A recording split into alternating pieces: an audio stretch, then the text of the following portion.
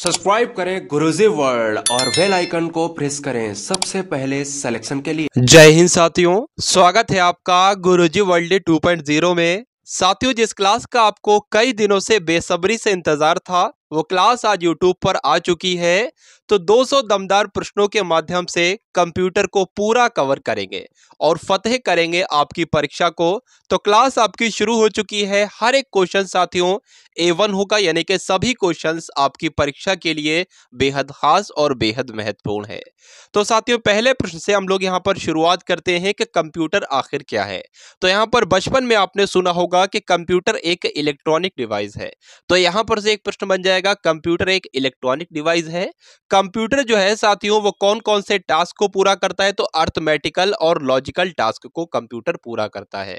तो ये आपको ध्यान रखना है। उसके बाद देखिए साथियों कि कंप्यूटर का आविष्कार किसने किया? तो कंप्यूटर का आविष्कार किसके द्वारा किया गया? चार्ल्स बेबेज के द्वारा किया गया।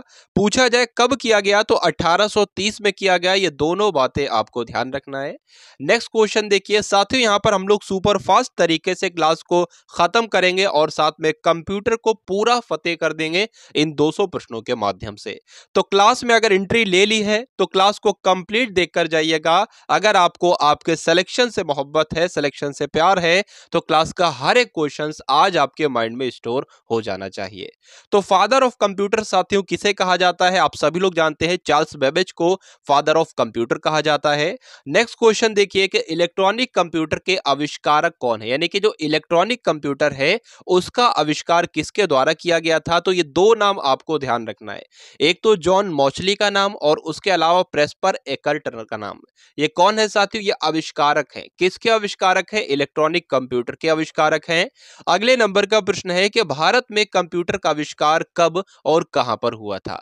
तो बात करें साथियों, भारत में कंप्यूटर का आविष्कार जो किया गया था वो भारतीय सांख्यिकी संस्थान के द्वारा, भारतीय सांख्यिकी संस्थान के द्वारा कहां पर किया गया था? कोलकाता में किया गया था। और कब किया गया था? तो 1952 में किया गया था।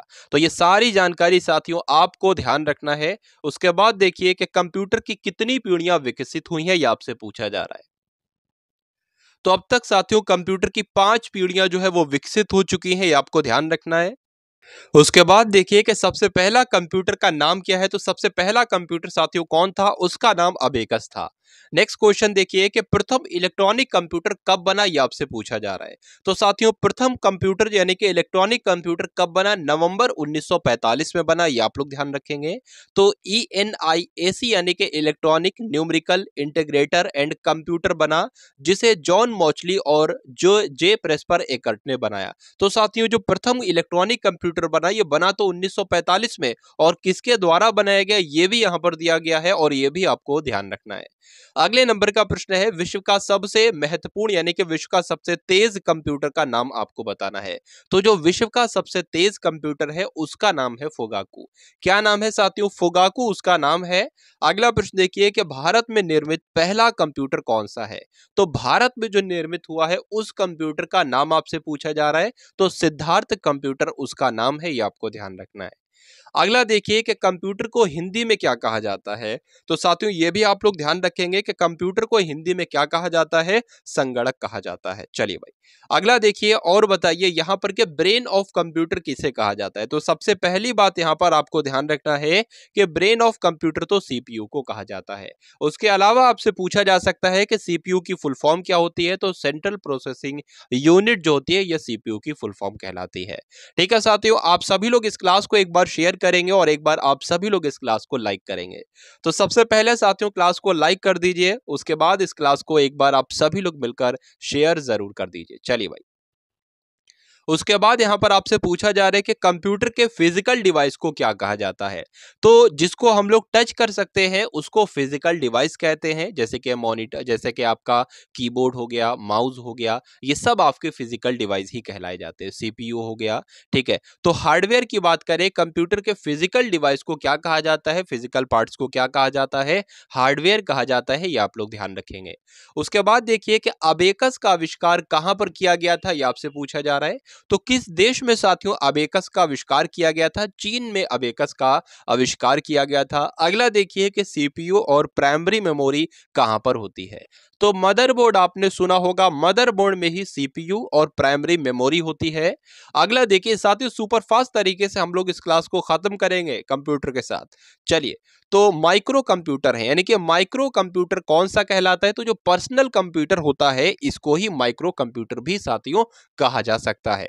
अगला प्रश्न देखिए कि पहला माइक्रो प्रोसेसर विकसित किया गया था, कब विकसित किया गया था ये आपको बताना, और किसने विकसित किया था? तो पहला माइक्रो प्रोसेसर जो विकसित किया गया था ये 1971 में विकसित किया गया था और इंटेल ने विकसित किया था, आपको ध्यान रखना है। चलिए भाई, उसके अलावा देखिए कि कंप्यूटर में dot X dot E X E का क्या मतलब होता है? Dot X E X E का क्या मतलब होता है ये आपसे पूछा जा रहा है। तो एग्जीक्यूटेबल इसको हम लोग कह सकते हैं, ये आपसे कभी कभी साथियों पूछ लिया जाता है। उन सभी क्वेश्चंस को हम लोग यहाँ पर देखेंगे जो परीक्षाओं में साथियों पूछे जाते हैं, और कई सारे लोग उन प्रश्नों को नहीं करके आ जाते हैं, और जब नहीं करके आते हैं तो उनको बहुत ही लॉस उठाना पड़ता है। ठीक है साथियों, तो आपको लॉस ना उठाना पड़े इसलिए आप सभी लोग इस क्लास के सभी प्रश्नों को तैयार कर लीजिए। तो यहां पर उसके बाद देखिए कि फादर ऑफ पंच्ड कार्ड के नाम से किसे जाना जाता है? तो हरमन हॉलेरिथ को साथियों जाना जाता है फादर ऑफ पंच कार्ड के नाम से। उसके बाद देखिए कि ऑपरेटिंग सिस्टम के स्टार्टअप की प्रक्रिया को क्या कहा जाता है? तो कुल मिलाकर आपको ध्यान रखना है, जो ऑपरेटिंग सिस्टम होता है जब ये स्टार्टअप होता है, स्टार्टअप की प्रक्रिया के दौरान इसको क्या कहा जाता है? बूटिंग कह रहे हैं। क्या कहा जाता है? बूटिंग हो रही कहा जाता है ना, तो बूटिंग ही आपको ध्यान रखना है। क्या कहा जाता है? ऑपरेटिंग सिस्टम के स्टार्टअप की प्रक्रिया को बूटिंग कहा जाता है। अगले नंबर का प्रश्न है कि ईमेल का फुल फॉर्म आपको बताना है। तो साथियों मेल तो लिखा ही हुआ है, तो कुल मिलाकर जिसमें भी ई लग जाता है उसका मतलब इलेक्ट्रॉनिक हो जाता है, तो इलेक्ट्रॉनिक मेल हम लोग कह सकते हैं ईमेल को। अगले नंबर का प्रश्न है कि भारत का प्रथम कंप्यूटर साक्षर जिला कौन सा है? तो भारत का प्रथम कंप्यूटर साक्षर जिले की अगर बात करें तो कंप्यूटर साक्षरता में प्रथम जिला जो है वो मलप्पुरम है, जो भारत के किस राज्य में स्थित है? केरल राज्य में स्थित है। ये दोनों ही बातें आपको ध्यान रखना है। अगले नंबर का प्रश्न देखिए साथियों, डब्ल्यू के आविष्कारक और संस्थापक कौन है? साथियों इस क्लास में आपको 3 प्रकार के प्रश्न देखने को मिलेंगे, जो बहुत ही आसान होंगे वो भी, मॉडरेट होंगे वो भी, और थोड़े बहुत जो हार्ड होंगे वो भी क्वेश्चंस यहाँ पर आप लोग समय समय पर देखते रहोगे। तो डब्ल्यू के आविष्कारक कौन है? डब्ल्यू की फुल फॉर्म की बात करें तो वर्ल्ड वाइड वेब हो जाएगी। अगर आविष्कारक की बात करें या अर्थात संस्थापक की बात करें तो टिम बर्नर्स ली आपका यहाँ पर उत्तर हो जाता है। चलिए भाई, उसके बाद देखिए कि किसी प्रोग्राम में बग का मतलब क्या होता है? तो बग आपने साथियों बहुत सुना होगा। बग का मतलब होता है त्रुटि, या बग का मतलब होता है एरर, ये आपको ध्यान रखना है। उसके बाद देखिए कि भारत में विकसित परम सुपर कंप्यूटर को कहां बनाया गया? कहां बनाया गया? तो सी डैक में बनाया गया, ये आपके ऑप्शन के रूप में होगा, तो सटीकता से साथ आपको सी डैक पर उत्तर लगा देना है। चलिए भाई, तो कंप्यूटर की जो परमानेंट मेमोरी होती है इसको रोम कहते हैं या रैम कहते हैं। तो रीड ओनली मेमोरी क्या कहलाती है? तो कंप्यूटर की जो परमानेंट मेमोरी होती है इसी को साथियों रोम कहा जाता है। अगले नंबर का प्रश्न है कि कंप्यूटर की जो टेम्परेरी मेमोरी होती है उसको क्या कहते हैं? तो अभी आपने देखा जो कंप्यूटर की परमानेंट मेमोरी होती है उसे तो रोम कहा जाता है, यानी कि रीड ओनली मेमोरी। लेकिन जो कंप्यूटर की टेम्पररी मेमोरी होती है इसको रैम कहते हैं, यानी कि रैंडम एक्सेस मेमोरी। कंप्यूटर की पहली विकसित भाषा कौन सी थी? तो फॉर्टन थी, आपको ध्यान रखना है। कंप्यूटर की पहली विकसित भाषा कौन सी थी? फॉर्टन, आप सभी लोगों को याद रखना है। फॉर से हो जाएगा फॉर्मूला और TRAN से हो जाएगा ट्रांसलेशन। ठीक है, तो अगला प्रश्न देखिए कि लेजर प्रिंटर में कौन सा लेजर प्रयोग किया जाता है, ये आपको बताना है। तो लेजर प्रिंटर की बात करें तो इसमें कौन सा लेजर का इस्तेमाल किया जाता है? अर्धचालक लेजर का इस्तेमाल किया जाता है। इस प्रकार के साथियों प्रश्न आपसे पूछे जा चुके हैं। तो ये प्रश्न भी साथियों कई बार आया है कि आईसी चिप्स जो होती हैं इनको बनाने में किसका इस्तेमाल किया जाता है? तो सेमीकंडक्टर्स का इस्तेमाल किया जाता है आईसी चिप्स को बनाने के लिए। अगले नंबर का प्रश्न देखिए कि जो आईसी चिप होती है, आईसी चिप को बनाने के लिए किस सेमीकंडक्टर का इस्तेमाल किया जाता है? तो अभी आपने देखा कि आईसी चिप को बनाने के लिए किसका इस्तेमाल किया जाता है? तो सेमीकंडक्टर मैंने आपको बताया था। उसके अलावा आपसे पूछा जा रहा है कि आईसी चिप को बनाने के लिए किस प्रकार का सेमीकंडक्टर का इस्तेमाल किया जाता है? तो सिलिकॉन का इस्तेमाल किया जाता है। तो दोनों ही बातें आपको ध्यान रखना है, किसी भी प्रकार से प्रश्न आपके सामने उपस्थित हो सकता है। उसके बाद देखिए कि इंटीग्रेटेड सर्किट चिप का आविष्कार किसके द्वारा किया गया? तो किल्वी नाम आपको ध्यान रखना है, यानी कि JS किल्वी के द्वारा साथियों इंटीग्रेटेड सर्किट चिप का आविष्कार किया गया। चलिए भाई, उसके बाद देखिए कि माइक्रोसॉफ्ट के सह संस्थापक कौन है, यह आपको ध्यान रखना है, इंपॉर्टेंट क्वेश्चन है और जबरदस्त प्रश्न है भाई कि माइक्रोसॉफ्ट के सह संस्थापक कौन है। पॉल एलन का नाम यहाँ पर आपको ध्यान रखना है। अगला देखिए कि कंप्यूटर साक्षरता दिवस कब मनाया जाता है। तो कंप्यूटर साक्षरता दिवस की बात करें तो 2 दिसंबर को मनाया जाता है। तो 2 दिसंबर का दिन आपको ध्यान रखना है। क्यों? क्योंकि कंप्यूटर साक्षरता दिवस साथियों 2 दिसंबर को ही मनाया जाता है। अगले नंबर का प्रश्न है आपकी स्क्रीन के ऊपर, यहां पर आपको देखकर बताना है कि वेब पेजेस के कोड को लिखने के लिए किस लैंग्वेज का इस्तेमाल किया जाता है। तो जब साथियों वेब पेजेस को लिखा जाता है तो HTML का इस्तेमाल करते हैं। अब ये HTML क्या है? तो इसकी फुल फॉर्म आपसे पूछी जाती है कि हाइपर टेक्स्ट मार्कअप लैंग्वेज जो है वो HTML की फुल फॉर्म है, या आपसे पूछा जाता है। अगले नंबर का प्रश्न है कि कॉपी और कट की गई टेक्स्ट या ऑब्जेक्ट स्थायी रूप से कहां पर स्टोर होता है। तो साथियों अगर आपको किसी चीज को कॉपी करना है या किसी चीज को कट करना है तो ये सारी चीजें साथियों कहां पर उपस्थित होती हैं? क्लिपबोर्ड में ये आपको मिलती है कट कॉपी पेस्ट की। चलिए, तो ये सारी जानकारी साथियों आपको ध्यान रखना है। उसके बाद देखिए कि कंप्यूटर स्क्रीन पर ब्लिंक होने वाले प्रतीक को क्या कहा जाता है। तो साथियों बात करें कंप्यूटर पर जो आपका ब्लिंक होता है ना, ठीक उसको क्या कहते हैं? तो वो कर्सर कहलाता है, एरो की तरह होता है, उसको कर्सर कहते हैं, आपको ध्यान रखना है। चलिए, उसके बाद देखिए कि मदरबोर्ड के कंपोनेंट्स के बीच डेटा और इंफॉर्मेशन किस माध्यम से ट्रेवल करते हैं, बताइए भाई। तो बस ही यह एक निर्धारित है, यहां पर लिखा हुआ है कि बस ही यह निर्धारित करता है कि बस में एक समय में कितना डेटा जा सकता है। उसके बाद देखिए कि इनपुट डिवाइस का क्या काम होता है। तो कंप्यूटर में डेटा को इनपुट करने के लिए इनपुट डिवाइस का इस्तेमाल किया जाता है। दो बातें आपको ध्यान रखना है, एक तो इनपुट डिवाइस के बारे में आपको ध्यान रखना है और उसके अलावा एक आउटपुट डिवाइस के बारे में आपको ध्यान रखना है। इनपुट डिवाइस क्या होती है, मैं आपको आसान भाषा में समझाता हूं, जो आपके इंस्ट्रक्शन अंदर तक ले जाए, सिस्टम के अंदर तक ले जाए। जैसे कि कीबोर्ड है, ये इंस्ट्रक्शन अंदर की तरफ ले जाता है तो कीबोर्ड एक इनपुट डिवाइस हो जाएगी।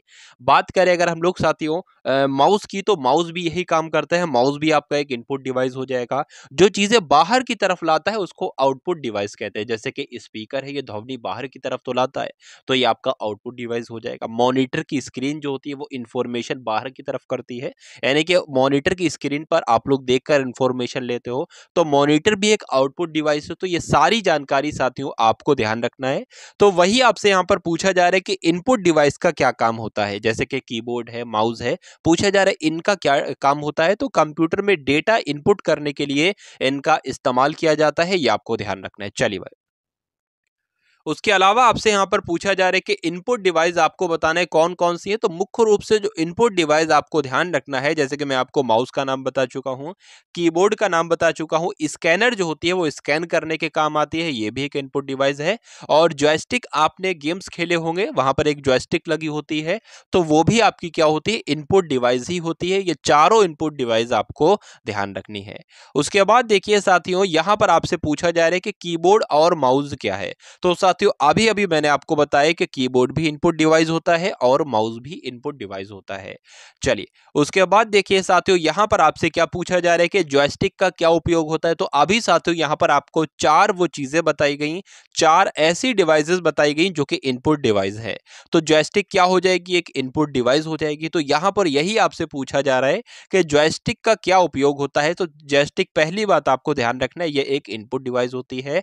और मैंने आपको यह भी बताया था कि गेम खेलने में साथियों इसका इस्तेमाल किया जाता है। तो जॉयस्टिक का इस्तेमाल साथियों गेम खेलने के लिए किया जाता है। अगले नंबर का प्रश्न देखिए, यहां पर आपसे पूछा जा रहा है कि ट्रैक बॉल किस हार्डवेयर से मिलता जुलता है।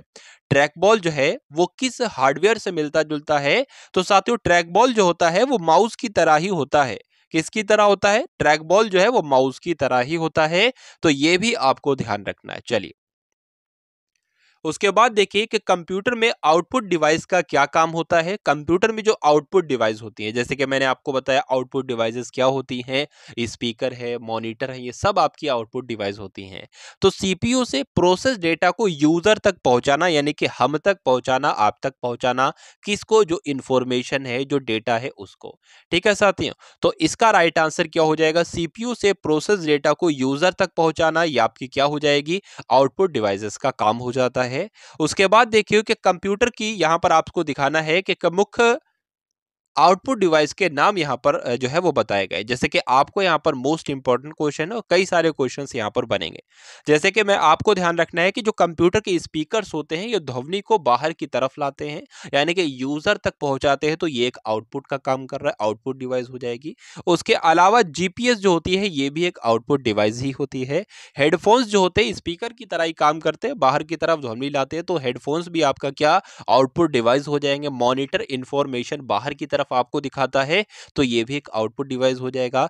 प्रिंटर की बात करें तो प्रिंट करके आपको बाहर देता है इंफॉर्मेशन, ये भी आपका आउटपुट डिवाइस हो जाएगा। प्रोजेक्टर की बात करें तो ये भी एक आउटपुट डिवाइस हो जाएगा। उसके अलावा जो साउंड कार्ड होता है ये भी एक आउटपुट डिवाइस है, और वीडियो कार्ड जो भी ये भी एक आउटपुट डिवाइस है। उसके अलावा बात करें साथियों ब्रेल लीडर की, तो ये भी एक आउटपुट डिवाइस है, और प्लॉटर भी एक आउटपुट डिवाइस है। तो इतनी आप लोग आउटपुट डिवाइसेस के नाम ध्यान रखना है साथियों। चलिए उसके बाद देखिए कि कंप्यूटर से आउटपुट में रूपांतरण किसके द्वारा किया जाता है। तो जो इनपुट से कंप्यूटर, बल्कि इनपुट यहां पर कहा जा रहा है कि जो इनपुट होती है उनके इनपुट से आउटपुट में अगर हमें उसको बदलना होता है तो किसके द्वारा किया जाता है, तो ब्रेन ऑफ कंप्यूटर के द्वारा किया जाता है, यानी कि सीपीयू के द्वारा ये काम किया जाता है। कौन सा काम, इनपुट से आउटपुट में बदलना। और पूछा जाता है कि सीपीयू की फुल फॉर्म क्या होती है, तो आपके सामने साथियों सीपीयू की फुल फॉर्म भी लिखी हुई है। उसके बाद देखिए कि कंप्यूटर के प्रोसेसर की गति को किस यूनिट में मापा जाता है। तो जो कंप्यूटर के प्रोसेसर होते हैं इसकी गति को किस यूनिट में मापा जाता है, ये आपसे पूछा जा रहा है। तो आपको यहाँ पर ध्यान रखना है कि कंप्यूटर के प्रोसेसर की गति को हर्ट्ज में मापा जाता है। किस में मापा जाता है, हर्ट्ज में मापा जाता है, आपको ध्यान रखना है। अगला देखिए कि कंप्यूटर के डेटा प्रोसेसिंग पावर को किस यूनिट में मापा जाता है। तो जो कुल मिलाकर आपको ध्यान रखना है, कंप्यूटर की जो डेटा प्रोसेसिंग पावर होती है इसको किस में मापा जाता है, तो मिलियन इंस्ट्रक्शन पर सेकेंड, यानी कि एक सेकेंड में साथियों मिलियंस इंस्ट्रक्शन जा सकते हैं, ये आप लोग एक बार ध्यान रखेंगे। तो MIPS भी लिखा हो सकता है, और उसके अलावा MIPS की फुल फॉर्म भी आपसे पूछी जा सकती है। तो M से हो जाएगा मिलियन, I से हो जाएगा इंस्ट्रक्शन, P से हो जाएगा पर, और S से हो जाएगा सेकेंड। अगले नंबर का प्रश्न है आपकी स्क्रीन के ऊपर कि कंप्यूटर के मेन सर्किट बोर्ड को क्या कहा जाता है। तो कुल मिलाकर आपको ध्यान रखना है कि कंप्यूटर को जो मेन सर्किट बोर्ड होता है उसको मदरबोर्ड के नाम से जाना जाता है।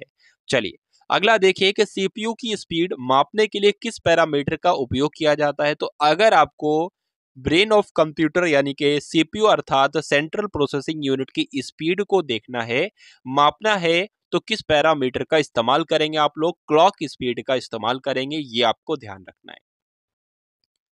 उसके बाद देखिए कि सीपीयू और मेमोरी के बीच में डेटा ट्रांसफर करने के लिए किसका उपयोग किया जाता है। तो सीपीयू और मेमोरी के बीच में डेटा को ट्रांसफर करने के लिए साथियों डेटा बस का इस्तेमाल किया जाता है। एक नजर आपको इस प्रश्न पर भी मारना चाहिए। अगले नंबर का प्रश्न है कि कंप्यूटर के डिलीट की हुई सभी फाइल्स कहां पर रिकवर हो जाती है। मान लीजिए आपने कोई फाइल्स को डिलीट कर दिया कंप्यूटर में से, तो साथियों अब अगर आप वो फाइल दोबारा देखना चाहते हो या उसको दोबारा इस्तेमाल करना चाहते हो, तो वो फाइल सारी कहां पर मौजूद होंगी, रिसाइकिल बिन में होंगी। अगर आपने रिसाइकिल बिन से भी डिलीट मार दिया फिर आपको वो फाइल शायद ही मिल पाए, यानी कि इम्पॉसिबल हो जाएगा। ठीक है साथियों, उसके बाद देखिए कि कंप्यूटर स्क्रीन पर माउस के द्वारा किसी ऑब्जेक्ट को खींचकर एक जगह से दूसरे जगह पर ले जाना क्या कहलाता है। मान लीजिए साथियों, मान लीजिए कि अभी साथियों आपको कोई यहाँ पर चीज है, अब इस चीज को उठाकर साथियों मुझे यहाँ पर लाना है, तो हमें क्या करना पड़ेगा, सबसे पहले हमें इसको ड्रैग करना पड़ेगा, उसके बाद इसको हमें ड्रॉप करना पड़ेगा। तो ये चीज साथियों यहाँ से यहाँ पर आ जाएगी। तो वही आपसे पूछा जा रहा है कि कंप्यूटर स्क्रीन पर माउस के द्वारा किसी ऑब्जेक्ट को खींचकर एक जगह से दूसरे जगह पर ले जाना क्या कहलाता है, ड्रैग एंड ड्रॉप कहलाता है। जो कंप्यूटर की स्क्रीन पर जो आइकन्स बने होते हैं वो अगर एक जगह से दूसरे जगह पर करते हैं तो वही आपका ड्रैग एंड ड्रॉप कहलाता है। उसके बाद देखिए कि किसी फाइल्स की प्रॉपर्टीज को देखने या एक्सेस करने के लिए माउस के कौन से क्लिक का उपयोग करेंगे, राइट क्लिक का इस्तेमाल करेंगे या लेफ्ट क्लिक का इस्तेमाल करेंगे। साथियों बात करें माउस की, तो एक तो राइट क्लिक होता है, एक आपका लेफ्ट क्लिक होता है, उसके अलावा एक स्क्रॉल करने के लिए भी बीच में एक व्हील्स लगी होती है। तो यहां पर आपको ध्यान रखना है राइट क्लिक करेंगे। चलिए उसके बाद देखिए कि फ्लॉपी डिस्क में डेटा कहां पर रिकॉर्ड होता है, आपसे पूछा जा सकता है। तो जो कुल मिलाकर फ्लॉपी डिस्क होती है इसमें जो डेटा होता है ये साथियों ट्रैक्स में रिकॉर्ड किया जाता है। अगला देखिए कि यहाँ पर कंप्यूटर का वह भाग जिसे हम छू सकते हैं ये आपको बताना है। तो इसकी डेफिनेशन आपने पढ़ी होगी कि क्या कहलाता है, जैसे कि मॉनिटर आपका हार्डवेयर कहलाता है, कीबोर्ड हार्डवेयर कहलाता है, माउस हार्डवेयर कहलाता है, सीपीयू हार्डवेयर कहलाता है। तो समझ में आया है कि जिसे छू सकते हैं उसको ही तो हार्डवेयर कहा जाता है और जिसे छू नहीं सकते उसको सॉफ्टवेयर कहा जाता है। ये दोनों बातें आपने बचपन में पढ़ी होंगी। उसके बाद देखिए कि प्रिंटर साथियों पूछे जा रहे हैं कितने प्रकार के होते हैं। तो प्रिंटर आपके दो प्रकार के होते हैं और प्रिंटर आउटपुट डिवाइस है या इनपुट डिवाइस है, ये आप लोग एक बार कमेंट सेक्शन में जरूर बताएंगे, क्योंकि प्रिंटर मैंने आपको इसी क्लास में बताया था शुरुआत में कि प्रिंटर आउटपुट डिवाइस है या इनपुट डिवाइस है। तो अब आपको बताना है। उसके बाद देखिए कि प्रिंटर के दो प्रकार कौन से होते हैं। तो अभी आपने ऊपर देखा है कि प्रिंटर दो प्रकार के होते हैं। अब आपके सामने है कि कौन कौन से प्रिंटर होते हैं। इंपैक्ट प्रिंटर होता है, उसके अलावा नॉन इंपैक्ट प्रिंटर होते हैं। ये प्रश्न आपसे परीक्षा में इस प्रकार से पूछा जा सकता है कि बताइए इनमें से कौन से प्रिंटर के प्रकार हैं।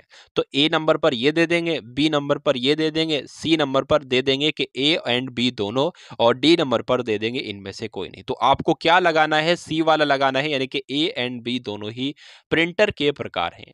उसके बाद देखिए कि डेटा यानी कि डॉट मैट्रिक्स प्रिंटर का उदाहरण है। तो साथियों जो इंपैक्ट प्रिंटर होता है, अभी आपने देखिए ऊपर पढ़ा है कि एक तो इंपैक्ट प्रिंटर होता है, एक नॉन इंपैक्ट प्रिंटर होता है। तो प्रिंटर का एक प्रकार जो इंपैक्ट प्रिंटर होता है, ये किसका उदाहरण है, तो डॉट मैट्रिक्स प्रिंटर का उदाहरण है। कौन सा प्रिंटर, इंपैक्ट प्रिंटर। ये आप लोग एक बार नजर दौड़ा देंगे इसके ऊपर। चलिए भाई, उसके बाद देखिए कि कई लैन को जोड़ने के लिए कौन सा उपकरण का इस्तेमाल किया जाता है। साथियों बात करें अगर हम लोग कि लैन का मतलब क्या होता है, मान लीजिए आपको अपने ऑफिस में कई सारे कंप्यूटर्स को लगाना है, या किसी आप बिल्डिंग में कई सारे कंप्यूटर्स को आप लोग जोड़ रहे हैं, या एक रूम में कई सारे कंप्यूटर्स को जोड़ रहे हैं, तो उसको कहा जाता है लैन, यानी कि लोकल एरिया नेटवर्क इसकी फुल फॉर्म हो जाएगी। ये भी आपसे पूछा जा रहा है। तो यहां पर यह पूछा जा रहा है कि लैन को जोड़ने के लिए कौन सा उपकरण इस्तेमाल किया जाता है। तो राउटर का इस्तेमाल किया जाता है, या आप लोग साथियों ध्यान रखेंगे। चलिए, उसके बाद देखिए कि बूट अप पर पहला कंप्यूटर निर्देश कहां से प्राप्त होता है। रोम बायोस से। आप सभी लोग साथियों ध्यान रखेंगे। बेसिक इनपुट आउटपुट सिस्टम, ये इसकी फुल फॉर्म हो जाएगी, और रोम की तो आपको फुल फॉर्म मालूम ही है। उसके बाद देखिए साथियों कि हार्ड डिस्क में डेटा कहां पर स्टोर होता है। तो साथियों हार्ड डिस्क जो होती है, इसमें जो डेटा स्टोर होता है वो सेक्टर्स में स्टोर्स होता है। ये आप लोग एक बार ध्यान रखेंगे। उसके बाद देखिए साथियों कि सीपीयू की प्रोसेसिंग पावर को तेज करने के लिए सीपीयू और रैम के बीच निम्न में से किसका इस्तेमाल किया जाता है। तो साथियों यहाँ पर आप लोग ध्यान रखेंगे कि अगर हमें सीपीयू की प्रोसेसिंग पावर को तेज करना है तो सीपीयू और रैम के बीच साथियों किसका इस्तेमाल किया जाएगा, कैशे मेमोरी का इस्तेमाल किया जाएगा। ये आप लोग ध्यान रखेंगे। अगला देखिए कि कंप्यूटर स्टोरेज में एमबी, जीबी, टीबी, पीबी का फुल फॉर्म आपको बताना है। तो साथियों एमबी के बारे में तो आप लोग जानते हो क्योंकि डेली इस्तेमाल करते हो। जीबी के बारे में भी आप लोग इस्तेमाल करते हो। बात करें साथियों केबी की फुल फॉर्म क्या होती है, तो किलोबाइट होती है। एमबी की फुल फॉर्म क्या होती है, तो मेगाबाइट होती है। जीबी की फुल फॉर्म क्या होती है, तो गीगाबाइट होती है। और टीबी की फुल फॉर्म टेराबाइट और पीबी की फुल फॉर्म पेटाबाइट होती है। ये आप लोग ध्यान रखेंगे। बात करें अगर हम लोग साथियों 1024 केबी किसके बराबर होता है, तो 1 एमबी के बराबर होता है। इसी प्रकार से आगे ये प्रक्रिया चलती जाएगी पीबी तक, यानी कि पेटाबाइट तक। उसके बाद देखिए कि कंप्यूटर का डेटा कहां पर स्टोर किया जाता है। तो कहां पर स्टोर किया जाता है, कंप्यूटर के डेटा को हार्ड डिस्क ड्राइव में स्टोर हो जाता है ये डेटा। तो ये जानकारी भी आपको साथियों ध्यान रखना है। उसके बाद देखिए कि 5 कॉमन स्टोरेज डिवाइस के नाम आपको बताना है। कॉमन स्टोरेज डिवाइसेस कौन सी होती हैं, तो स्टोरेज डिवाइस की यहां पर बात चल रही है, जो डेटा को स्टोर करे वो डिवाइस की बात चल रही है। तो USB flash drives, hard disk, optical disk, RAM और फ्लॉपी डिस्क। तो इनके नाम भी आपको एक बार देख लेंगे, आप लोग थोड़ा सा ध्यान रखेंगे। अगला देखिए कि रैम किस प्रकार का मेमोरी है। बात करें रैम की, तो रैम तो रैंडम एक्सेस मेमोरी होती है। तो ये किस प्रकार का है, ये वॉलेटाइल मेमोरी कहलाती है। रैम एक वॉलेटाइल मेमोरी कहलाती है। प्रश्न आपसे पूछा जा सकता है कि निम्नलिखित में से रैम एक प्रकार की मेमोरी, यानी कि रैम किस प्रकार की मेमोरी है। तो ऑप्शन में साथियों वॉलेटाइल मेमोरी का ऑप्शन जरूर होगा, तो वॉलेटाइल मेमोरी आपको चूज करना है। उसके बाद देखिए कि रोम किस प्रकार का मेमोरी है, यानी कि रीड ओनली मेमोरी। अभी आपने देखा कि रैम की अगर बात करें तो ये तो वॉलेटाइल मेमोरी है। बात करते हैं अगर रैम आपका वॉलेटाइल मेमोरी हो जाएगी, लेकिन रोम की अगर बात करते हैं तो ये नॉन वॉलेटाइल मेमोरी हो जाएगी। ये बात भी आपको ध्यान रखना है। उसके बाद देखिए कि स्मॉलेस्ट यूनिट ऑफ मेमोरी यानी कि मेमोरी की सबसे छोटी इकाई आपसे पूछी जा रही है। तो आप लोग यहाँ पर ध्यान रखेंगे कि ये मेमोरी की सबसे छोटी यूनिट जो होती है वो बाइट्स कहलाती है। क्या कहलाती है? बाइट्स कहलाती है। ये आप लोग ध्यान रखेंगे। उसके बाद अगला क्वेश्चन देखिए कि फ्लॉपी ड्राइव की स्टोरेज क्षमता कितनी होती है। तो फ्लॉपी डिस्क की स्टोरेज कैपेसिटी कितनी होती है, क्षमता कितनी होती है? 1.44 MB की होती है। ये आप लोग एक बार याद रखेंगे। उसके बाद देखिए कि चुंबकीय डिस्क पर किसकी परत चढ़ी होती है। तो चुंबकीय डिस्क जो होती है साथियों, उस पर किसकी परत चढ़ी होती है? आयरन ऑक्साइड पर। आयरन ऑक्साइड की उस पर परत चढ़ी होती है चुंबकीय डिस्क पर। यह भी आप लोगों को ध्यान रखना है। अगले नंबर का प्रश्न देखिए कि कंप्यूटर आंकड़ों में अशुद्धि को क्या कहा जाता है। तो साथियों, मैं आपको शायद इसी वीडियो में मैंने आपको अभी बताया था कि बग का मतलब क्या होता है, त्रुटि होता है। ये आप लोग ध्यान रखेंगे।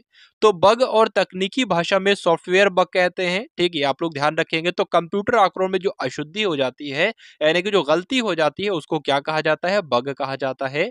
नेक्स्ट क्वेश्चन देखिए और बता दीजिए इस प्रश्न का सही उत्तर आपका क्या होगा कि डेटा प्रोसेसिंग का क्या अर्थ होता है, बताइए। तो डेटा प्रोसेसिंग का क्या अर्थ होता है, क्या इसका मतलब होता है? डेटा को उपयोगी बनाना हम लोग कह सकते हैं। यानी कि इस प्रश्न का सही उत्तर आपका क्या हो जाता है? डेटा को उपयोगी बनाना यानी कि डेटा प्रोसेसिंग। नेक्स्ट क्वेश्चन देखिए साथियों, यहां पर आपसे पूछा जा रहा है कि एनालिटिक इंजन का आविष्कार किसके द्वारा किया गया। तो एनालिटिक इंजन का आविष्कार किसके द्वारा किया गया? तो चार्ल्स बेबेज के द्वारा किया गया। ये आपको ध्यान रखना है। तो चार्ल्स बेबेज के द्वारा साथियों क्या किया गया? एनालिटिक इंजन का आविष्कार किया गया। अगले नंबर का प्रश्न आप लोग देखिए कि वेबसाइट से पहले आने वाला HTTP जो होता है ये क्या होता है साथियों। तो ये क्या होता है? इसको ये एक प्रोटोकॉल होता है साथियों। क्या होता है? प्रोटोकॉल होता है। यानी कि कभी भी आप लोग अगर वेबसाइट देखोगे तो उससे पहले HTTP भी देखने को आपको मिल सकता है। तो उसको क्या कहा जाता है साथियों? प्रोटोकॉल उसको हम लोग कह सकते हैं। चलिए भाई, अगले नंबर का प्रश्न देखिए कि डेटाबेस से संबंधित सॉफ्टवेयर कौन सा है। तो MS एक्सेस की अगर बात करें तो ये डेटाबेस से संबंधित ही सॉफ्टवेयर है। इसलिए इस प्रश्न का सही उत्तर आपका क्या हो जाता है भाई? ऑप्शन तो है नहीं इसमें, MS एक्सेस ही सिर्फ हो जाता है। अगले नंबर का प्रश्न देखिए कि वायरस की आपको फुल फॉर्म बताना है। परीक्षा में कई बार पूछी जा चुकी है। तो वायरस की अगर आपकी परीक्षा में फुल फॉर्म पूछ ली जाए तो क्या हो जाएगी साथियों? V से हो जाएगी वर्चुअल, I से हो जाएगी इंफॉर्मेशन, R से हो जाएगी रिसोर्स, U से हो जाएगी अंडर और साथियों क्या हो जाएगी? S से हो जाएगी सीज। चलिए अगले नंबर का प्रश्न देखिए कि यहां पर आपसे पूछा जा रहा है, बताया जा रहा है कि अनसॉलिसिटेड ईमेल को क्या कहा जाता है। चलिए भाई, तो इस तरह के ईमेल को क्या कहा जाता है? स्पैम कहा जाता है। ये आप लोग को ध्यान रखना है। पेन ड्राइव क्या है? तो पेन ड्राइव में साथियों स्टोरेज ही तो होता है, डेटा होता है। तो स्टोरेज डिवाइस है, स्टोरेज डिवाइस ये कहलाती है पेन ड्राइव। ठीक है साथियों, तो आप लोग यहाँ पर एक बार ध्यान देंगे। उसके बाद देखिए कि SSD का फुल फॉर्म क्या होता है, ये आपसे साथियों पूछा जा रहा है। तो SSD की जरूरत कब पड़ती है? जब हमारा और आपका सिस्टम थोड़ा स्लो चलने लगता है या उसमें डेटा ज्यादा आता होता है, इस वजह से स्लो चलने लगता है। तो हमको क्या पढ़वाना पड़ता है? अलग से SSD पढ़वानी पड़ती है। अब ये SSD जो होती है 100 ठीक है 256 में भी आती है, शायद उससे कम और उससे बढ़ती में भी आती है। तो SSD की फुल फॉर्म आपसे पूछी जा रही है, सॉलिड स्टेट ड्राइव इसका बिल्कुल सही उत्तर हो जाता है। ये आप लोग ध्यान रखेंगे। चलिए भाई, उसके बाद देखिए कि SSD क्या है। SSD की अभी फुल फॉर्म आपसे पूछी गई थी तो आपने बताया था। SSD क्या है? तो SSD की डेफिनेशन यहाँ पर लिखी हुई कि SSD एक प्रकार का स्टोरेज डिवाइस है। बिल्कुल सही। ये डेटा डिजिटली स्टोर करता है, यानी कि डेटा को डिजिटली तरीके से स्टोर करता है और ये एक न्यू टेक्नोलॉजी है। बिल्कुल भाई, ये एक न्यू टेक्नोलॉजी है। उसके बाद देखिए साथियों कि कंप्यूटर में रिसेंटली यूज्ड इंफॉर्मेशन कहाँ पर स्टोर होती है, यानी कि जो अभी अभी इस्तेमाल की गई है सूचना या इंफॉर्मेशन, वो कहाँ पर मौजूद होगी? तो वो वहां पर मौजूद होगी कैशे मेमोरी में। ठीक है, तो इस बात को भी आपको ध्यान रखना है। उसके बाद देखिए कि हार्ड डिस्क किस प्रकार की मेमोरी है। हार्ड डिस्क की अगर बात करें साथियों तो ये डेटा को परमानेंटली स्टोर करती है। तो ये नॉन वॉलेटाइल मेमोरी कहलाएगी। ये आप लोग ध्यान रखेंगे। उसके बाद देखिए कि कंट्रोल है, शिफ्ट है और एल्टर है, इसको क्या कहा जाता है? तो कंट्रोल है, शिफ्ट है, एल्टर, ये सब कीज हैं। तो इनको जो है साथियों मॉडिफायर कीज कहा जाता है। क्या कहा जाता है? किस लिए मॉडिफायर कीज कहा जाता है? और काम करते समय इनका इस्तेमाल बखूबी होता है और बहुत ही ज्यादा होता है, कंट्रोल का, शिफ्ट का, एल्टर का।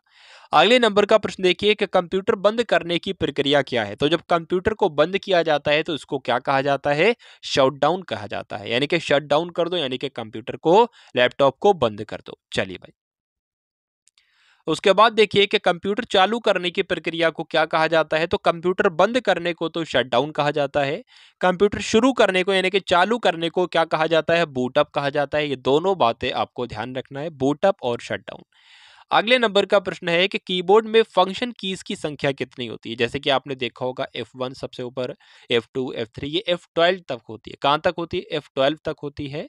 तो इसलिए कीबोर्ड में फंक्शन कीज की संख्या कितनी बताई गई है, 12 बताई गई है। ये आप लोग एक बार याद रखेंगे। चलिए, उसके बाद देखिए कि कंट्रोल प्लस सी का मतलब क्या होता है। अगर कंट्रोल के साथ हम लोग सी दबा देंगे तो क्या हो जाएगी, तो कॉपी हो जाएगी। आपको ध्यान रखना है, यानी कि सी का मतलब ही कॉपी होता है। तो अगर किसी चीज को कॉपी करना होता है, कॉपी किस लिए करते हैं कि कहीं पर हमें पेस्ट करना होती है वो चीज, तो पेस्ट करने से पहले हमें कॉपी भी करना होगी। तो कॉपी की शॉर्टकट की होती है कंट्रोल प्लस सी। उसके बाद देखिए कट करने के लिए कीबोर्ड शॉर्टकट की क्या है, ये आपको बताना है। बताइए, चलिए, तो बात करें साथियों, कट करने के लिए जो शॉर्टकट की का इस्तेमाल किया जाता है, कंट्रोल प्लस एक्स किया जाता है। ये आप लोग ध्यान रखेंगे। अगले नंबर का क्वेश्चन है कि पेस्ट करने के लिए कीबोर्ड शॉर्टकट की क्या है। जैसे कि मान लीजिए हमने, मान लीजिए इसको यहां पर क्या कर लिया, सेलेक्ट कर लिया। क्या कर लिया भाई, यहां पर मान लीजिए इसको हमने सेलेक्ट कर लिया। अब मान लीजिए यहां पर हमको शॉर्टकट को यहां पर क्या करना है, पेस्ट करना है। तो सबसे पहले तो हम यहां पर कॉपी करेंगे। हमने कॉपी कर ली इसको, यहां पर क्लिक करके कॉपी करने के बाद साथियों हम क्या करेंगे, यहां पर इसको पेस्ट कर देंगे। तो इसी को पेस्ट कहा जाता है, इसी को कहा। तो इसकी शॉर्टकट की आपसे पूछी जा रही है, तो कंट्रोल प्लस वी क्या हो जाएगी, ये आपकी शॉर्टकट की हो जाएगी पेस्ट करने की। अगले नंबर का प्रश्न आप लोग देखिए कि कंप्यूटर लॉग ऑफ करने के लिए शॉर्टकट की क्या है, ये आपको बताना है। तो अगर कंप्यूटर को लॉग ऑफ करना होता है तो एल्टर के साथ F4 का इस्तेमाल किया जाता है। ये आप लोगों को ध्यान रखना है। चलिए, उसके बाद देखिए कि स्कैप इसको कहते हैं, ESC कह सकते हैं, स्कैप कह सकते हैं, स्कैप बटन। तो इस्तेमाल इसका क्यों किया जाता है, तो एक्टिव प्रोग्राम से बाहर, यानी कि जो आपके सामने प्रोग्राम चल रहा होता है, तो अगर इसको, ठीक है, इससे बाहर आना है तो स्कैप का इस्तेमाल किया जा सकता है। ये आप लोग एक बार ध्यान रखेंगे। तो एक्टिव प्रोग्राम से बाहर आने के लिए स्कैप का इस्तेमाल करते हैं। अगले नंबर का प्रश्न देखिए कि ALU की फुल फॉर्म आपसे पूछी जा रही है। तो ALU की अगर फुल फॉर्म की बात करें साथियों, तो अर्थमेटिक लॉजिक यूनिट हो जाएगी ALU की फुल फॉर्म। ठीक है, तो ये सारी जानकारी साथियों आपको ध्यान रखना है। 200 प्रश्नों के माध्यम से कंप्यूटर को यहाँ पर पूरा खत्म किया जाएगा। यानी कि वो हर एक क्वेश्चन साथियों ले लिया जाएगा जो कंप्यूटर से संबंधित है और जो कंप्यूटर के आपके परीक्षा में पूछा जाता है। यानी कि अलग अलग परीक्षाओं की बात करें, हर परीक्षा में कंप्यूटर से 1 से 2 प्रश्न अवश्य पूछे जाते हैं। ठीक है, चलिए, तो यहां पर लिखा हुआ है ASCII, यानी कि आस्की की फुल फॉर्म आपसे पूछी जा रही है। तो American standard C code for information interchange. तो ये साथियों आस्की की फुल फॉर्म हो जाएगी, ये आपको ध्यान रखना है। उसके बाद देखिए कि बेसिक का फुल फॉर्म क्या होता है। बेसिक की फुल फॉर्म आपसे पूछी जा रही है, तो beginners all purpose symbolic instruction code, ये आपकी बेसिक की फुल फॉर्म हो जाती है। तो ये भी आपको ध्यान रखना है। उसके बाद देखिए कि BCD की फुल फॉर्म आपसे यहाँ पर पूछी जा रही, तो B से साथियों हो जाएगा बाइनरी, C से हो जाएगा कोडेड और D से हो जाएगा डेसिमल। यानी कि BCD बोले तो बाइनरी, कोडेड, डेसिमल इसकी फुल फॉर्म हो जाती है। अगले नंबर का साथियों यहाँ पर प्रश्न देखिए कि बायोस की फुल फॉर्म आपसे यहाँ पर पूछी जा रही है। तो बायोस की फुल फॉर्म मैं आपको बता भी चुका हूँ। B से बेसिक, I से इनपुट, O से आउटपुट और S से सिस्टम। तो बेसिक इनपुट आउटपुट सिस्टम, ये बायोस की फुल फॉर्म हो जाती है। ये आप लोग ध्यान रखेंगे एक बार। चलिए भाई, उसके बाद देखिए कि CAD की फुल फॉर्म आपसे यहाँ पर पूछी जा रही है। तो कंप्यूटर एडेड डिजाइन, ये क्या हो जाएगी, ये CAD की फुल फॉर्म हो जाएगी। साथियों जितनी भी यहाँ पर इस क्लास के माध्यम से आपको फुल फॉर्म्स बताई जा रही हैं, उन सभी फुल फॉर्म्स को आप लोग नोट डाउन करेंगे कहीं ना कहीं, या अपने माइंड में स्टोर कर लेंगे, या उनको तैयार कर लेंगे इसी क्लास के माध्यम से। लेकिन तैयार आपको ही करना है, क्योंकि सिलेक्शन आपको चाहिए है, तो मेहनत भी आपको करना होगी। तो कुल मिलाकर बात करें, CAD की full form computer aided design हो जाएगी। और अगले नंबर का प्रश्न देखिए कि CAM का फुल फॉर्म क्या है। तो कंप्यूटर एडेड मैन्युफैक्चरिंग क्या हो जाएगा, ये CAM की फुल फॉर्म हो जाएगी। ये भी आप लोग ध्यान रखेंगे। बात करें सीडी की फुल फॉर्म की, यानी कि सी से हो जाएगा कॉम्पैक्ट और डी से हो जाएगा डिस्क। तो ये भी परीक्षा में पूछी जाती है कि सीडी की फुल फॉर्म क्या है, तो कॉम्पैक्ट डिस्क है। उसके बाद देखिए कि सी डॉट का फुल फॉर्म क्या होता है, तो साथियों centre for development of telematics की क्या हो जाएगी, ये सी डॉट की फुल फॉर्म हो जाएगी। ये भी आपको ध्यान रखना है। उसके बाद बात करें कोबोल की फुल फॉर्म क्या होगी, तो कॉमन बिजनेस ओरिएंटेड लैंग्वेज, ये आपकी कोबोल की फुल फॉर्म हो जाएगी। आपको ध्यान रखना है। सीपीयू की फुल फॉर्म हम लोग कई बार देख चुके हैं कि सेंट्रल प्रोसेसिंग यूनिट हो जाएगी। अगले नंबर का प्रश्न है कि डॉस की अगर फुल फॉर्म की बात करें तो डिस्क ऑपरेटिंग सिस्टम, ये क्या हो जाता है भाई, डॉस की फुल फॉर्म हो जाती है। अगला देखिए कि डीटीएस की अगर फुल फॉर्म की बात करें तो डेस्कटॉप सिस्टम, ये क्या है साथियों, डीटीएस की फुल फॉर्म है। अगला देखिए कि ई कॉमर्स की अगर बात करें तो साथियों, अब मैंने आपको बताया था कि ईमेल की फुल फॉर्म में जो ई होता है वो इलेक्ट्रॉनिक होता है। बात करें अगर ई कॉमर्स की बात करें तो ई कॉमर्स में जो ई होता है वो भी इलेक्ट्रॉनिक ही होता है। तो ई कॉमर्स की फुल फॉर्म क्या हो जाएगी, इलेक्ट्रॉनिक कॉमर्स हो जाती है। यहाँ पर फिर से ईमेल का जिक्र आ गया है, तो ईमेल की फुल फॉर्म इलेक्ट्रॉनिक मेल हो जाती है। ये आप लोग एक बार ध्यान रखेंगे। उसके बाद देखिए साथियों कि ENLAC की फुल फॉर्म आपसे पूछी गई है, तो electronic numerical integrator and calculator, ये इनलैक की फुल फॉर्म हो जाती है। आपको ध्यान रखना है। अगले नंबर का प्रश्न देखिए कि फॉर्टन, यानी कि FOR से हो जाएगा फॉर्मूला और TRAN से हो जाएगा ट्रांसलेशन।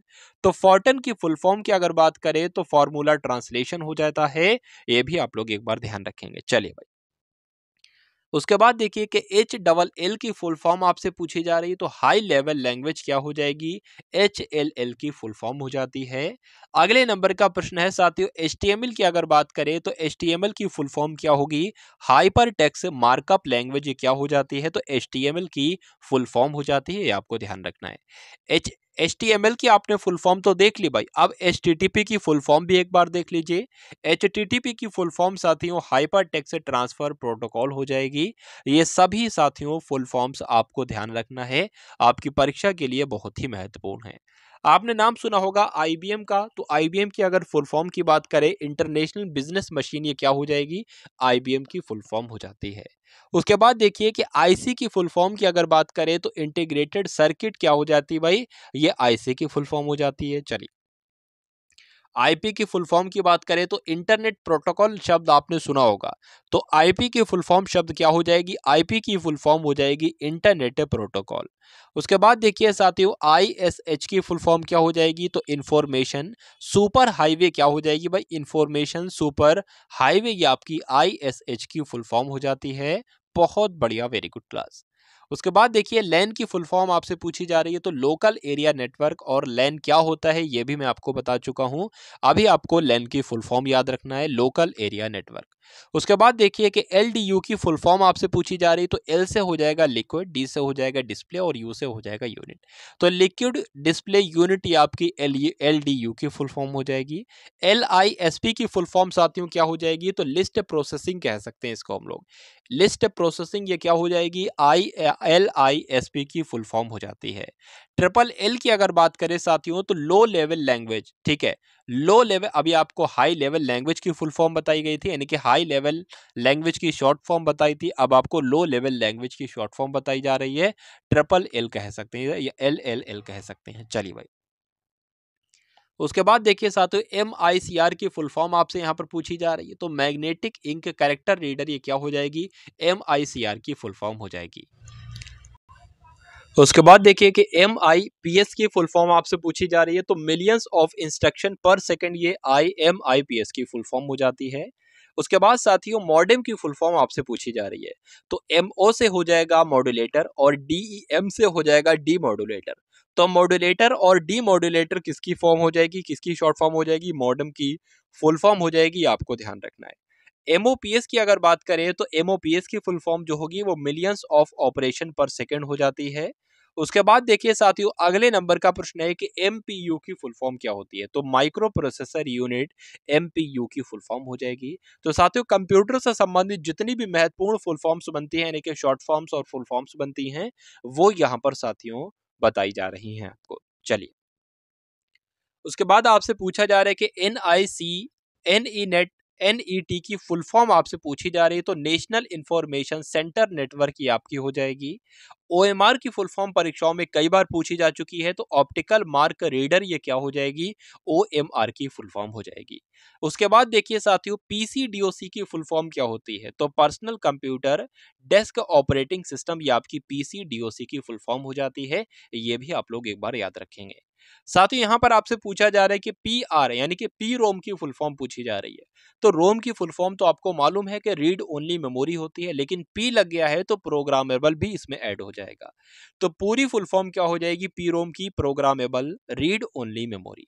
अगले नंबर का प्रश्न देखिए कि रैम की फुल फॉर्म आपसे पूछी जा रही है, जो कि कई बार मैं आपको बता चुका हूं, रैंडम एक्सेस मेमोरी, ये रैम की फुल फॉर्म हो जाएगी। रोम की फिर से आपसे फुल फॉर्म पूछी जा रही तो रीड ओनली मेमोरी, ये आपकी रोम की फुल फॉर्म हो जाती है। चलिए, तो अगर बात करें साथियों SNOBOL की फुल फॉर्म की अगर बात करें तो स्ट्रिंग ओरिएंटेड सिंबॉलिक लैंग्वेज, ये भी आप लोग एक बार याद रखेंगे। चलिए, यूपीएस की अगर फुल फॉर्म की बात करें तो क्या हो जाएगी भाई, अनइंटरप्टेबल पावर सप्लाई आपके यूपीएस की फुल फॉर्म हो जाती है। वीडियो की अगर बात करें फुल फॉर्म की तो विजुअल डिस्प्ले यूनिट, ये क्या हो जाएगी, वीडियो की फुल फॉर्म हो जाती है।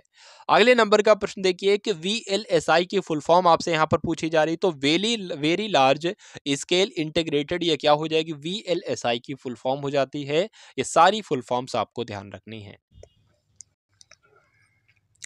वैन की अगर बात करें तो वैन की फुल फॉर्म क्या हो जाएगी, वाइड एरिया नेटवर्क हो जाएगी वैन की फुल फॉर्म। WWW की फुल फॉर्म क्या होती है, तो वर्ल्ड वाइड वेब होती है, यह भी मैं आपको बता चुका हूं। उसके बाद देखिए कि DTP की फुल फॉर्म क्या होती है, तो डेस्कटॉप पब्लिशिंग, ये क्या हो जाएगी, DTP की फुल फॉर्म हो जाएगी। साथियों, इन 200 प्रश्नों के माध्यम से आपको सिंपल, मॉडरेट, हार्ड 3 तरह के क्वेश्चंस कराए जाएंगे। यानी कि आपको वेल प्रिपेयर किया जाएगा, कंप्लीटली तरीके से प्रिपेयर किया जाएगा आपको आपकी परीक्षा के लिए।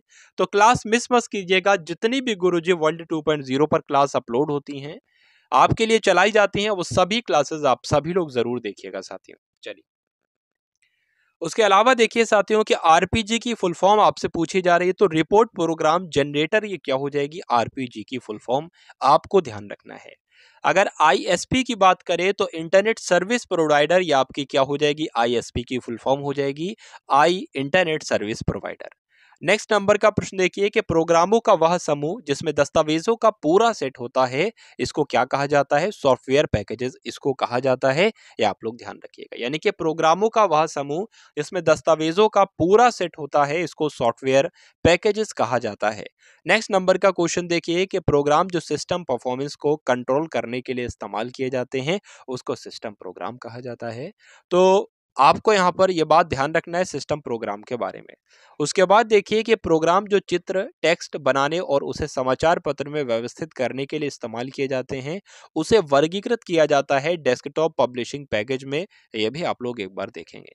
माइक्रोसॉफ्ट विंडोज किस प्रकार का सॉफ्टवेयर है, यह आपसे पूछा जा रहा है, तो किस प्रकार का सॉफ्टवेयर है, ऑपरेटिंग सिस्टम सॉफ्टवेयर है, यह आपको ध्यान रखना है। अगले नंबर का प्रश्न है कि माइक्रोसॉफ्ट वर्ड किस प्रकार का सॉफ्टवेयर है, तो अगर माइक्रोसॉफ्ट वर्ड की बात करें तो ये तो एक एप्लीकेशन सॉफ्टवेयर है, आपसे पूछा जाएगा कि निम्नलिखित में से कौन सा एक एप्लीकेशन सॉफ्टवेयर है, तो माइक्रोसॉफ्ट वर्ड का नाम वहां पर अवश्य लिखा होगा ऑप्शन में। एसक्यूएल की बात करें तो एसक्यूएल की फुल फॉर्म आपसे यहाँ पर साथियों पूछी जा रही है, तो स्ट्रक्चर क्यूरी लैंग्वेज, ये क्या हो जाएगी, SQL की फुल फॉर्म हो जाती है, ये आपको ध्यान रखना है। चलिए, अगर बात करें साथियों इंटरनेट का जनक किसे कहा जाता है, तो विंड सर्फ को क्या कहा जाता है, इंटरनेट का जनक कहा जाता है, ये भी आप लोग साथियों ध्यान रखेंगे। उसके बाद देखिए कि शुरुआत में इंटरनेट किसके द्वारा विकसित किया गया, तो अर्पानेट के द्वारा इंटरनेट को विकसित किया गया है, ये आप लोग एक बार ध्यान रखेंगे। उसके बाद देखिए कि वर्ल्ड वाइड वेब के आविष्कारक कौन है, तो टिम बर्नर्स ली कौन है साथियों, ये वर्ल्ड वाइड वेब के आविष्कारक हैं, यह बात भी आपको ध्यान रखना है। वेबसाइट के एड्रेस को क्या कहा जाता है, ये आपसे पूछा जा रहा है, तो जो वेबसाइट का एड्रेस होता है इसको डोमेन कहते हैं। क्या कहा जाता है, डोमेन कहते हैं, ये आपको एक बार नजर दौड़ा लेना है साथियों। यूआर की फुल फॉर्म बहुत पूछी जाती है, यूआरएल की, तो यूनिफॉर्म रिसोर्स लोकेटर, आपकी यूआरएल की फुल फॉर्म हो जाती है। अगले नंबर की प्रश्न है कि ईमेल किसकी तरह है, तो एक तरह से देखा जाए ईमेल का इस्तेमाल किया जाता है, तो बात करें इलेक्ट्रॉनिक मेल भेजने के लिए किया जाता है, तो पत्र लिखने जैसा ही तो है भाई ईमेल, ठीक है, किसी को संदेश भेजना होता है तो ईमेल का इस्तेमाल करते हैं।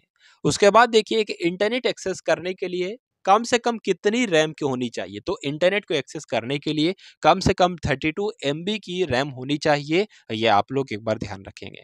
उसके बाद देखिए कि आईपी एड्रेस की बात करें तो इसमें आईपी की फुल फॉर्म आपको बताना है, तो आई से हो जाएगा इंटरनेट और पी से हो जाएगा प्रोटोकॉल। तो आईपी एड्रेस की फुल फॉर्म क्या हो जाती है? इंटरनेट प्रोटोकॉल एड्रेस हो जाती है, ये आप लोग ध्यान रखेंगे। उसके बाद देखिए कि टीसीपी का पूरा नाम क्या होता है? टीसीपी की पूरे नाम की अगर बात करें तो ट्रांसमिशन कंट्रोल प्रोटोकॉल, ये टीसीपी की फुल फॉर्म हो जाती है, एक बार आप लोगों को ध्यान रखना है। नेट की अगर फुल फॉर्म की बात करें, नेट के पूरे नाम की बात करें तो नेटवर्क एड्रेस ट्रांसलेटर, ये क्या हो जाता है भाई? नेट की फुल फॉर्म हो जाती है। अगले नंबर का प्रश्न है कि एआई की फुल फॉर्म। साथियों, एक भी फुल फॉर्म आपकी परीक्षा से नहीं छूटेगी, ये बिल्कुल दावे के साथ कह रहा हूं, क्योंकि कंप्लीटली तौर पर यहाँ पर सभी फुल फॉर्म्स को कराया जा रहा है जो अब तक परीक्षा में साथियों पूछी जा चुकी है। तो एआई की फुल फॉर्म की अगर बात करें तो आर्टिफिशियल इंटेलिजेंस, ये क्या हो जाएगी? एआई की फुल फॉर्म हो जाएगी और आपको मालूम भी होगी पहले से। अगले नंबर का प्रश्न है कि एनओएस की फुल फॉर्म की अगर बात करें तो नेटवर्क ऑपरेटिंग सिस्टम, ये क्या है भाई? एनओएस की फुल फॉर्म है नेटवर्क ऑपरेटिंग सिस्टम। चलिए, उसके बाद अगर बात करें जैसे कि गूगल क्रोम है, मोजिल्ला है, फायरफॉक्स है, उसके अलावा माइक्रोसॉफ्ट है, उसके अलावा बात करें सफारी वेब ब्राउज़र है, इंटरनेट एक्सप्लोरर है, ओपेरा ब्राउज़र है, ये सब क्या है? तो ये सब साथियों वेब ब्राउज़र हैं। क्या है? ब्राउज़ करने के लिए इनका इस्तेमाल किया जाता है, यानी कि ये सब के सब साथियों वेब ब्राउज़र हैं, ये आप लोग ध्यान रखेंगे। उसके बाद देखिए कि इंटरनेट पर मौजूद सर्वर को किस नाम से जाना जाता है? तो होस्ट इसको कहा जाता है। क्या कहा जाता है? होस्ट कहा जाता है, ये भी आपको ध्यान रखना है। अगला देखिए कि एक कंप्यूटर यूजर इंटरनेट की मदद से किसी दूसरे के कंप्यूटर से फाइल को ले सकता है, ये प्रोसेस किसकी मदद से होता है? तो एफटीपी की मदद से होता है। एफटीपी की फुल फॉर्म की अगर बात करें तो फाइल ट्रांसफर प्रोटोकॉल, यानी कि इसके उत्तर में ही इसका प्रश्न और इसका उत्तर दोनों ही छुपा है, यानी कि फाइल ट्रांसफर प्रोटोकॉल का काम क्या होता है? फाइल को किसी दूसरे सिस्टम में भेजने के लिए फाइल ट्रांसफर प्रोटोकॉल अर्थात एफटीपी का इस्तेमाल किया जाता है। MIME की फुल फॉर्म आपसे पूछी जा रही है तो मल्टीपल इंटरनेट मेल एक्सटेंशन, ये इंटरनेट का दूसरा नाम क्या है? ये आपसे पूछा जा रहा है। तो साथियों, आपको यहाँ पर याद रखना है कि साइबर स्पेस कहा जाता है किसको? इंटरनेट को। तो परीक्षा में आपसे प्रश्न बन सकता है कि इंटरनेट का अन्य नाम क्या है? तो साइबर स्पेस नाम आपको ध्यान रखना है। उसके बाद देखिए साथियों, यहाँ पर आपसे पूछा जा रहा है कि सॉफ्टवेयर जो उपयोगकर्ता को वेब पेज देखने की अनुमति देता है, उसको क्या कहा जाता है? तो उसको क्या कहा जाता है? इंटरनेट ब्राउजर कहा जाता है। सॉफ्टवेयर है ये एक जो उपयोगकर्ता को वेब पेज देखने की अनुमति देता है, उसको इंटरनेट ब्राउजर कहा जाता है। अगले नंबर का प्रश्न देखिए साथियों के निम्नलिखित में से कौन सी भाषा ब्राउजर में एनिमेशन और गेम लिखने के लिए इस्तेमाल की जाती है? तो कौन सी भाषा? जावा भाषा ब्राउजर में एनिमेशन लिखने के इस्तेमाल की जाती है और गेम लिखने के लिए, यानी कि गेम्स को तैयार करने के लिए इस्तेमाल की जाती है। कौन सी भाषा? तो जावा भाषा आपको ध्यान रखना है। उसके बाद देखिए कि इंटरनेट पर एक कंप्यूटर की पहचान किसके द्वारा की जाती है? इंटरनेट पर सब अलग अलग कंप्यूटर होते हैं। आईपी एड्रेस की बात करें तो कंप्यूटर की पहचान करने के लिए साथियों इंटरनेट पर आईपी एड्रेस का इस्तेमाल किया जाता है, ये आप लोग ध्यान रखेंगे, यानी कि सबका आईपी एड्रेस अलग अलग होता है। चलिए, उसके बाद देखिए कि एक वेबसाइट से दूसरी वेबसाइट पर जाना क्या कहलाता है? तो जब हम लोग ब्राउजिंग करते हैं, यानी कि एक वेबसाइट से दूसरी वेबसाइट पर जाना क्या कहलाता है? ब्राउजिंग ही कहलाता है, ये आप लोग एक बार ध्यान देंगे। उसके बाद देखिए कि लॉगिन नेम और पासवर्ड के वेरिफिकेशन को क्या कहा जाता है? ऑथेंटिकेशन कहा जाता है। ये आप लोग ने बहुत बार किया होगा, ऑथेंटिकेशन करना है, यानी कि लॉगिन नेम डालना है और उसका पासवर्ड डाल के वेरिफिकेशन को पूरा करना है, यही आपका प्रोसेस ऑथेंटिकेशन कहलाता है। ये बात आपको ध्यान रखनी है। उसके बाद देखिए कि इंटरनेट पर उपलब्ध सॉफ्टवेयर बग की फ्री अपडेट कहलाती है, पैच कहलाती है, ये आप लोग एक बार ध्यान देंगे।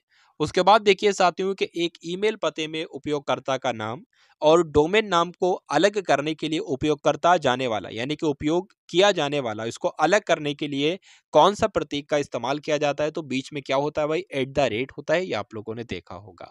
ठीक है साथियों, तो ये बात भी आपको ध्यान रखनी है। उसके बाद देखिए कि एक शैक्षिक संस्थान के डोमेन नाम में आमतौर पर क्या होता है? .edu होता है। शैक्षिक संस्थान की यहाँ पर बात चल रही है। अगले नंबर का साथियों प्रश्न देखिए, यहां पर आपसे पूछा जा रहा है कि ईमेल का जनक किसे कहा जाता है? तो ईमेल का जनक साथियों किसे कहा जाता है? रे टॉमिल्सन को कहा जाता है। ये मोस्ट इंपॉर्टेंट क्वेश्चन है, इसलिए आप सभी लोगों को यहां पर याद रखना है कि ईमेल का जनक किसे कहा जाता है? रे टॉमिल्सन को कहा जाता है। तो ये थे साथियों इम्पोर्टेंट क्वेश्चन कंप्यूटर से संबंधित। तो ये क्लास आप सभी लोगों के लिए बहुत ही खास थी। इस क्लास के हर एक क्वेश्चन साथियों आपकी परीक्षा के लिए बहुत ही महत्वपूर्ण था। तो क्लास को आप सभी लोग लाइक करेंगे, क्लास को आप सभी लोग एक बार शेयर करेंगे और मिलते हैं हम सभी लोग आने वाली वीडियो में। जय हिंद साथियों। सब्सक्राइब करें गुरुजी वर्ल्ड और बेल आइकन को प्रेस करें सबसे पहले सिलेक्शन के लिए।